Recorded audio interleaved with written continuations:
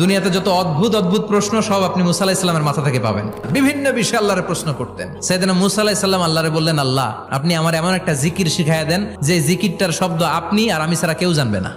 দিনে রাতে সব সময় এই জিকির আমি করব, আপনারে ডাকবো, কিন্তু শর্ত হলো এই জিকিরটা জানবে শুধু আপনি আর জানবো শুধু আমি। আল্লাহ বললেন, মুসা পড়ো লা ইলাহা ইল্লাল্লাহ। মুসা আলাইহিস সালাম কয়, মাবুদ এটা তো জাতীয় জিকির, সবাই জানে। আমি তো চাইছি এক্সেলেন্ট একটা জিকির, কারো কাছে নাই, শুধু আমি জানবো আর আমি পড়বো। আল্লাহ বললেন, মুসা এই লা ইলাহাকে যদি এক পাল্লায় রেখে দাও, তাম বিশ্ব, 7 আকাশ 7 জমিনটারে তুলে যদি তুমি আরেক পাল্লায় রেখে দাও, লা রাজাহাত কাফাতু লা ইলাহা ইল্লাল্লাহ, মুহূর্তের মধ্যে লা ইলাহার পাল্লা ভারী হয়ে যাবে।